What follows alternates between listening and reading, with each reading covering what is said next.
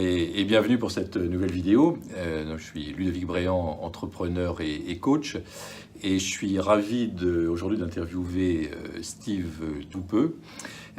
Steve, tu es thérapeute, tu es coach, tu es quelqu'un de très inspirant. Alors, tu te fais appeler osérologue, on va en parler tout à l'heure. Steve, c'est une des personnes qui m'a aidé, qui m'a inspiré, je ne sais peut-être pas, mais il m'a inspiré quand j'ai démarré cette activité web. Voilà, c'est vraiment quelqu'un d'extraordinaire qui a une très forte audience aujourd'hui. Voilà, donc je suis vraiment très heureux de pouvoir t'interviewer. Je suis très honoré que tu m'invites sur ta chaîne. Je te le disais en off tout à l'heure et avec beaucoup de sincérité.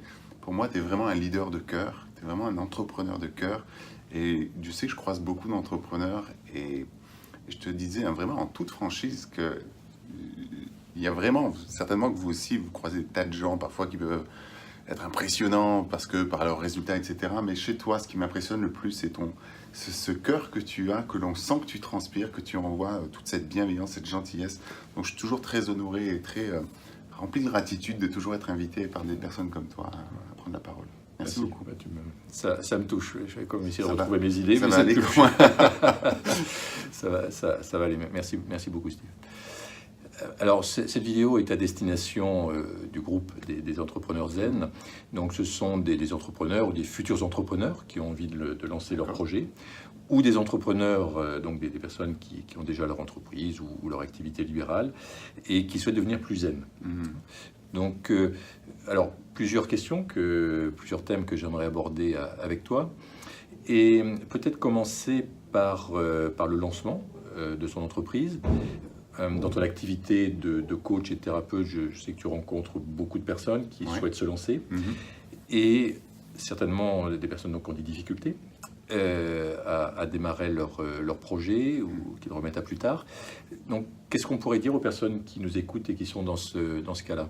Dans cette phase de lancement, qui finalement sont dans le doute aussi de est-ce que je me lance ou pas, ou des choses comme ça. C'est ça, où j'arrive pas à me lancer, Ouais.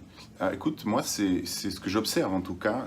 C'est vrai que les personnes que j'accompagne sont souvent ce que moi j'appelle les leaders bienveillants. C'est dont tu fais partie, mais les personnes que j'accompagne sont vraiment des gens qui ont vraiment un grand cœur. Et ce grand cœur, souvent, les fait à même douter d'eux-mêmes, en réalité. Douter souvent de leur potentiel, de leur capacité, de leur talent, etc. Et donc, il y a aussi ce manque de confiance, qui fait que, du coup, ça devient difficile d'oser se lancer. Et je crois, malgré tout, que même si on a peur, des fois, de se lancer, parce que c'est souvent la peur de perdre et de manquer, la peur de l'échec, tu sais, tu connais ça aussi, j'imagine, avec les personnes que tu accompagnes. Moi, je crois que ce qui compte, en tout cas, c'est un petit peu mon leitmotiv, tu sais, c'est de dire oser être et vivre une vie qui fait envie. Et quand je dis envie, c'est en deux mots, en vie, donc en vibration. Et moi, j'invite toujours les personnes à se demander, ok, on a le droit d'avoir peur, on a le droit d'avoir des doutes, on a même le droit de se planter, on a le droit d'être imparfait, on a le droit d'être vulnérable.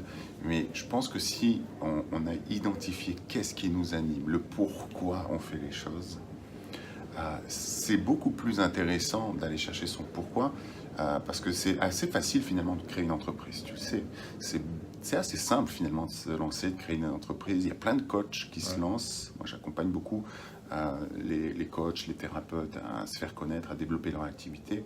Et souvent, on se lance, ça prend pas beaucoup de temps maintenant de créer son entreprise, que ce soit en auto-entreprise ou autre. Mais rarement on se lance avec un vrai pourquoi. Et alors, comment découvrir son pourquoi? Il va falloir Quel type de questions quel type de questions on peut se poser? Est-ce qu'il faut se faire accompagner? Tu sais, la question la plus simple pour trouver son pourquoi, c'est pourquoi. Pourquoi je fais ça? Pourquoi je suis sur Terre? Pourquoi je suis venu sur Terre? Alors, éventuellement, pourquoi je suis sur Terre, ça peut être une question intéressante, c'est quelle est ma mission, quelque part, à quoi est-ce que je veux contribuer, qui est bien plus grand que moi. Parce que sinon, si tu veux, on peut se placer dans une position de, ok, je vais faire ça, je vais atteindre cet objectif, je vais créer mon entreprise, mais c'est rarement la bonne façon d'être motivé en réalité. Il y a trois façons de se motiver. Il y a la motivation, on pourrait dire par la carotte et le bâton. Okay. Il y a la motivation, donc c'est plutôt une motivation qui est extrinsèque, c'est pour obtenir quelque chose. Il y a la motivation par l'objectif. Et enfin, il y a la motivation qu'on appelle par le chemin. Ouais. Et donc, il y a une grosse différence entre ces motivations-là. Et la meilleure de ces motivations est évidemment celle qui est par le chemin. Et c'est-à-dire celle qui va nourrir ou qui va se nourrir de plein de petites actions, de petits objectifs qu'on va atteindre, mais qui servent un projet bien plus grand que soi. D'accord. C'est que si je prends mon exemple et que je dis, OK, je vais être coach, je vais être thérapeute et je vais accompagner les personnes, etc. Moi, souvent, ce que je me dis, c'est quoi ton verbe? Avec quoi tu veux conjuguer ta vie? Alors, j'ai décidé que j'allais en choisir quelque chose comme 5. Par exemple, transmettre, accompagner, oser, être, vibrer. Donc, je me demande même pas d'abord quel métier je veux faire ou quelle entreprise je veux monter. Je me demande comment je veux conjuguer ma vie. D'accord, vraiment sur l'être. Hein. Voilà, je suis dans l'être. Et transmettre va être un des verbes les plus importants pour moi. D'accord. Comment je peux faire ça? Accompagner. Comment je peux faire ça? Etc. etc. Mais est-ce qu'on est d'accord de dire que quoi que je fasse, que je sois thérapeute, animateur radio, conférencier, formateur, peu importe, tout ce que je fais aujourd'hui, enfin je suis pas animateur radio, mais j'ai l'occasion de pouvoir intervenir dans des radios, des trucs comme ça parfois, est-ce qu'on est d'accord de dire que je sers juste une mission qui est une fiction, une mission que je me suis fixée, et la mienne, c'est d'accompagner les gens à oser être, à ne plus se conformer, à entreprendre leur vie et à réaliser leurs projets. C'est juste une mission qui est plus grande que moi, parce que quand je serai parti d'ici, il y aura d'autres personnes qui vont le faire. Donc, super. Donc ça veut dire qu'avant de créer son activité, son entreprise, être certain, vraiment faire un retour sur soi pour vraiment comprendre notre pourquoi et trouver notre pourquoi. Qu'est-ce qui anime la flamme, qu'est-ce qui fait vibrer. Ok. Super. Alors, on a également dans le groupe des entrepreneurs qui sont déjà donc en action, mais qui ont du mal à devenir zen, qui entreprennent, peut-être qui entreprennent dans la force, alors certains de succès, d'autres moins, mais ils entreprennent dans la force, peut-être pas de la meilleure manière. Donc, qu'est-ce que tu pourrais conseiller à ces personnes-là pour être plus zen, pour être plus elles-mêmes, peut-être? Écoute, il y a plein de choses qu'on pourrait dire. La première qui me vient, c'est cette image de l'arbre. Toujours intéressant finalement de se souvenir qu'il est important de nourrir toutes les branches de l'arbre. Alors évidemment, quand on est stressé, quand on court dans tous les sens, et je sais, parce que je n'ai pas toujours été un entrepreneur zen, et je ne le suis pas toujours, parce qu'il faut vraiment comprendre, pour moi en tout cas, c'est mon expérience de vie, que je peux très bien avoir des périodes où je suis zen. Quand je fais un lancement sur Internet, quand je lance un produit, je ne suis pas zen, je suis juste au taquet, je suis en mode combat guerrier, parce qu'il y a des trucs, 1000 trucs à penser, il y a 1000 trucs à faire, et donc, à la limite, c'est OK, parce qu'on a aussi besoin d'être dans ce stress, mais il faut idéalement que ce soit du bon stress, une bonne adrénaline, mais c'est pas le moment d'être toujours zen quand il y a un truc, machin, qui se lance. Mais je pense que par contre, il y a une différence entre un stress qui est nocif et un stress qui permet d'être dans l'action et dans le mouvement. Donc déjà, j'inviterais peut-être les personnes à identifier où est le bon et où est le mauvais stress. Voilà, et de l'observer. Donc c'est vraiment aussi de s'observer pour savoir comment on agit. Oui. C'est ça, exactement. Il y a plein de méthodes de le faire, la méditation, la cohérence cardiaque, il y a plein de façons d'être zen. En tant que relaxologue, évidemment, j'ai été aussi exploré dans tous ces domaines-là. Mais, et puis aussi, j'inviterais à se demander, mais c'est en fait, quelle est la peur qui m'empêche d'être zen?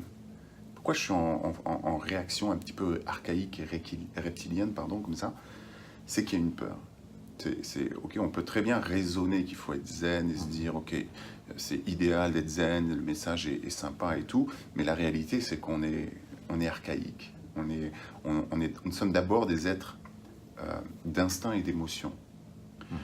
Donc on a beau raisonner, moi souvent l'image que j'utilise c'est que c'est le cornac et l'éléphant. Un éléphant c'est 95% d'instinct et d'émotion.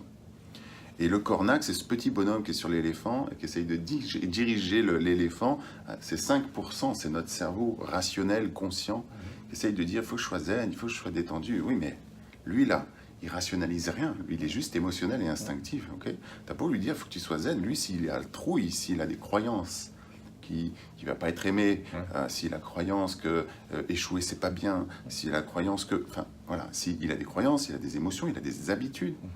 Donc moi, ce que j'invite chacun, et je sais que c'est ce que tu invites chacun à faire aussi, c'est apprendre à se connaître, évidemment, et quelque part à apprendre le langage de l'éléphant. L'idéal, c'est de murmurer à l'oreille de son éléphant. Si je sais comment fonctionne mon cerveau, je peux le manipuler pour l'amener là où je veux aller. Mais si je ne sais pas le faire, si mon éléphant est comme ça, que je suis dessus, que je veux aller là-bas, mais que lui, il a peur, je ne le ferai pas bouger.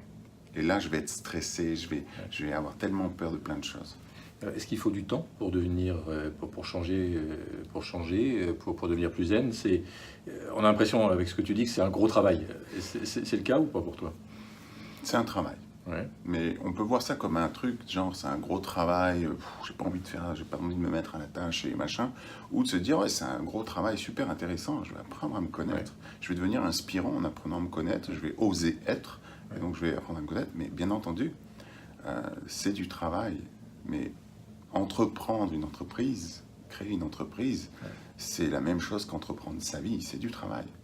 Et le premier pas que tu conseillerais pour rentrer sur ce chemin? Écoute, le premier pas que je conseillerais, c'est peut-être celui que moi j'ai fait un jour. Ouais. C'est tout simplement d'oser demander. Tout simplement. Je le disais il n'y a pas très longtemps dans une interview, c'est certainement que moi, ce qui m'a permis de vraiment faire ce cheminement-là, ça fait 15 ans que je chemine comme ça, c'est simplement un jour d'avoir pris mon téléphone, parce que suite à un divorce, suite à une rupture, je me suis retrouvé à la rue. C'est souvent une épreuve. C'est souvent une épreuve de vie. Malheureusement, c'est souvent dans les épreuves, malheureusement ou pas, mais il se trouve que, a priori, l'être humain a besoin de se confronter, de prendre un mur pour réaliser qu'il faut arrêter les délires, ou de prendre soin de soi, ou ces choses-là, donc les divorces, la maladie, les dépôts de bilan et compagnie. Et ce qui est bien, parce qu'il y a peut-être des personnes qui vivent en ce moment une épreuve, voilà, c'est plutôt un message d'espoir que de dire, voilà, c'est la vie est finie, au contraire. On est bien d'accord, c'est clairement, moi j'ai ouvert ma société, elle s'appelle Philosophie. C'est réellement parce que je me suis rendu compte que malgré toutes les épreuves, en développant une bonne philosophie de vie, on s'en sort toujours en réalité. Super. Parce que, voilà. Donc le premier pas pour moi, ça a été simplement de prendre mon téléphone, d'appeler un thérapeute et de lui dire hey, je suis vraiment au fond là. J'ai besoin d'un coup de main, j'ai besoin d'air, j'ai besoin qu'on m'aide à comprendre ce que je suis en train de vivre dans mon cœur et dans ma tête. Et tu te rends compte que ce coup de fil, quand j'y pense, je me dis ça m'a coûté 50 € et ça a changé toute ma vie. C'est intéressant ce que tu dis, parce que c'est pas dans nos mœurs aujourd'hui en France. Et même quand on parlait des entrepreneurs, parler de coaching, parler d'accompagnement, de thérapeute, souvent ça fait peur. Alors qu'on rencontre des entrepreneurs aux États-Unis qui ont un coach dans différents domaines de vie. Donc c'est vrai que c'est dommage, tu expliques ça Oui, parce que le point que tu touches là, pour moi, est essentiel, parce que si tu veux, il n'y a pas de logique. C'est pas normal qu'un entrepreneur se retrouve seul. C'est juste pas normal. Il faut surtout pas faire ça. Il y a quelque part, il y a un truc logique derrière. C'est-à-dire que quand on vient au monde, on a des parents. Okay, ils cadrent, ils nous montrent la voie. Parfois, c'est pas le bon chemin, parfois, c'est avec leur propre... Évidemment, c'est toujours avec leurs valeurs, leurs croyances et tout, mais peu importe, on a quelqu'un qui nous montre, qui nous guide, qui nous montre le chemin. On grandit, on va à l'école, on a un enseignant qui nous montre le chemin. On grandit, on va au travail, éventuellement, on est salarié, on a un patron, on a des collaborateurs qui nous montrent le chemin. Mais quand on est entrepreneur, qui nous montre le chemin? Okay, on a la croyance qu'on est né entrepreneur et qu'on doit tout savoir. Et non. Donc, avoir un coach d'affaires, par exemple, mais ça peut être, évidemment, c'est l'expert comptable, c'est toutes ces personnes-là, mais c'est vrai qu'on oublie souvent le coach qui va nous aider à accompagner, à gérer nos stress, nos émotions, qui sont quand même, il ne faut pas le perdre de vue, évidemment, des notions essentielles et qui nous amènent parfois à prendre des décisions qui ne sont pas réellement bonnes pour l'entreprise ou pour soi. Oui, ou à nous faire passer à un niveau supérieur. Évoluer, etc.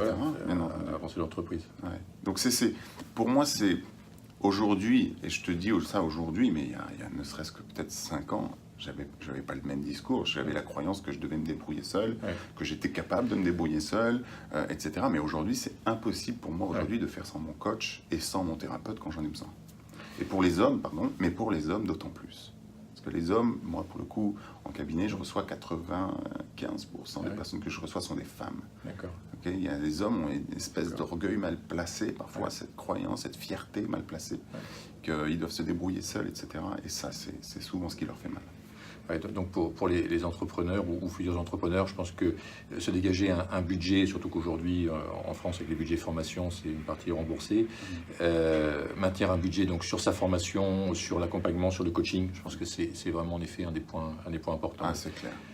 On gagne un temps précieux, on gagne de l'argent pour faire un coaching. Tout à fait. Alors, donc on échange depuis 2 jours avec Steve, et Steve est vraiment quelqu'un d'incroyable, donc tu te fais qualifier d'osérologue, quelqu'un qui ose, mais non seulement tu en parles, tu l'as presque théorisé, mais en plus tu l'appliques. parce que tu pars faire une retraite Vipassana, si tu peux nous en parler un petit peu après, dans les jours qui viennent. Et puis ensuite, encore plus fou, Steve a décidé de tout quitter, quelque part, sauf sa conjointe, mais c'est vraiment important. Donc avec sa conjointe, il quitte tout, il vend tout, et il part sur les routes. Enfin, ça, c'est un truc incroyable. Donc voilà, si tu peux nous en parler un petit peu, je trouve que c'est très inspirant. C'est un vieux rêve, en fait. C'est un vieux rêve. Tu vois, quand on parlait de se faire accompagner, d'être coaché, c'est le fait d'avoir intégré une formation qui m'a permis de comprendre que je pouvais travailler autrement que dans mon cabinet. C'est le fait d'être guidé, d'accompagner en permanence qui finalement m'a permis de pouvoir toucher et concrétiser ce rêve que de partir sur les routes. Et en Europe, pendant au minimum un an, parce que je ne mets pas de date de fin, en fait, je pars. Voilà. Et puis on verra bien. Mais je pars pas en vacances, c'est-à-dire que je pars travailler, mais sur les routes. C'est-à-dire que mon bureau, il est mobile et je peux très bien avoir sous ma fenêtre l'océan ou les montagnes du jour au lendemain. Et ça me fait vibrer justement. Donc ça, c'est le projet qui s'en vient dans 6 mois. Donc c'est évidemment beaucoup de défis à relever, beaucoup de peurs auxquelles il faut faire face. Ça me fait vraiment... C'est un projet c'est un rêve, ça me fait vibrer, mais en même temps, ça me fait flipper. Et tu sais, j'ai vraiment la coutume de dire que trembler est un entraînement pour vibrer. C'est vraiment... C'est ce qui me guide. Je me dis, c'est OK que j'ai peur. J'ai peur. J'ai peur de plein de choses. Mais trembler, c'est mon entraînement pour vibrer. Je sais que si je dépasse ces peurs, et même mieux que de les dépasser, de les traverser, si je traverse ces peurs-là, je vais vivre des expériences de fou. On parlait de Vipassana il y a quelques instants. Là. Donc Vipassana, pour ceux qui ne connaissent pas, c'est une retraite méditative où on se retire pendant 10 jours et on va méditer pendant 10 heures par jour sans avoir le droit de parler, sans avoir le droit d'écrire, sans avoir le droit de lire, sans avoir le droit de faire de sport. On est vraiment seul avec soi-même.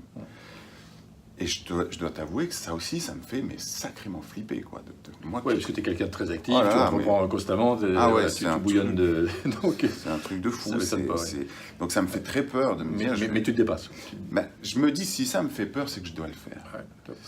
Parce que si je ne le fais pas parce que j'ai peur, l'intention n'est pas bonne. Il y a vraiment, tu sais, j'ai fait des films aussi. Je ne sais pas si tu as su ça, mais j'ai fait des films, ils sont passés au cinéma, à la télé, etc. On est venu me chercher pour faire ça. J'étais non, mais qu'est-ce que j'ai eu peur. Je dis, moi qui avais un syndrome de l'imposteur, mais comment je peux être au cinéma? Et puis il y a vraiment un moment donné, je me suis dit, mais Steve, putain, est-ce que tu veux que ta vie soit dirigée par des peurs? Et je me suis dit, mais non, putain, je vais passer à côté. Je vais passer à côté d'un truc de fou si je fais ça. Donc je l'ai accepté aussi. Et depuis, en fait, ça a été un petit peu le déclencheur pour moi. Il y a plein de choses que j'ai fait malgré la peur, mais ces films ont été un déclencheur. Et tu sais, j'ai rencontré des gens tellement inspirants, des gens très connus dans le monde du développement personnel. Et d'aller faire des interviews comme tu le fais là, avec des gens comme Christophe André, Thomas Dansbourg, et Thierry Janssen, et j'en passe. C'était pour moi un défi, tu vois. J'avais vraiment peur, quoi. Je me faisais dessus, quoi. Mais je me suis dit, bon sang, Steve, tu peux pas passer à côté de ça, tu le regretteras toute ta vie. Donc, Vipassana, c'est 10 jours avec moi-même, et oui, ça me fait peur, mais en même temps, j'ai une espèce de joie et d'excitation, de fébrilité malgré tout, mais je sens que c'est bon, et c'est d'autant plus bon que c'est une aventure intérieure, et que je m'apprête à suivre, et à vivre surtout une aventure extérieure par la suite, d'aller vers les gens, à la rencontre. D'ailleurs, je viendrai te voir. Avec plaisir. Mais je trouve que finalement, c'était pas du tout prévu, mais je trouve que c'est bien goupillé, cette histoire d'aller d'abord faire ce travail-là sur moi. Intérioriser pour aller après plus vers l'extérieur. C'est très très beau message sur les peurs. En tout cas, moi, ça me parle beaucoup. Donc, dépasser ses peurs. Tu parlais également de retraite, de méditation. Ça, c'est quelque chose également que les entrepreneurs pratiquent peu. Et moi, je m'y suis mis donc, il y a quelques années maintenant, mais c'est vrai que ça fait un bien fou. Alors, moi, je pratique quelques minutes par jour, mais voilà, le faire pendant 10 heures, ça, c'est autre chose. Mais en tout cas, très très beau message, Steve, merci beaucoup. En effet, dans ton tour de France, je t'invite fortement à venir nous voir dans le Pays Basque, parce que là, tu auras à la fois la montagne et la mer. Donc, ça, c'est magnifique, je vais venir. Voilà. Avec plaisir. Donc, Steve, on peut te suivre sur ta chaîne YouTube, qui a beaucoup de vues. J'ai vu que tu avais 27 000 personnes qui te visionnaient, je crois, chaque mois. Donc, une chaîne YouTube qui fonctionne très bien, un site internet. Oui, il y a plein de choses qui se passent, du coup, avec tous ces projets. Voilà, si tu pouvais donner juste deux, trois repères, on peut te retrouver rapidement. Donc, il y a ma chaîne YouTube, elle s'appelle Philosophie, donc comme la philosophie, mais avec vie à la fin. où effectivement je partage de nombreuses capsules sur comment oser être soi-même, comment dépasser ses peurs, ses différentes blessures, etc. Ça va être l'occasion du coup de partager le projet qu'on a nommé Philosophie Nomade. Donc là j'ai une playlist qui se crée où je vais partager un peu toutes mes peurs, tous mes défis, tous mes questionnements et toutes ces découvertes que je vais faire toute cette année-là sur les routes. Donc on peut suivre ce projet à travers cette chaîne YouTube. Et puis il y a aussi le blog, mais lui il n'est pas encore créé, il est en attente, qui s'appellera Philosophie Nomade. Donc peut-être qu'à l'heure où vous écouterez cette vidéo il sera ouvert, je ne sais pas encore, mais Philosophie Nomade. Et puis il y a le blog philosophie.com tout simplement, où je partage des articles, etc. Et puis peut-être pour terminer, ça fait beaucoup d'infos, j'imagine que tu mettras les liens, mais mon site internet stevedoupeux.fr, où là, je mets bien en avant que j'accompagne les thérapeutes, les coachs, les leaders bienveillants à développer leurs affaires, à se faire connaître, et où je livre les conférences, etc. Super. Je pense que vous comprenez pourquoi Steve m'a beaucoup inspiré. Voilà, c'était une très très belle interview et vraiment très inspirante, je pense. Merci. Merci à toi, beaucoup, Ludo. Steve. Et donc, on vous souhaite le meilleur et on vous dit à bientôt. À bientôt tout le monde. Bye bye.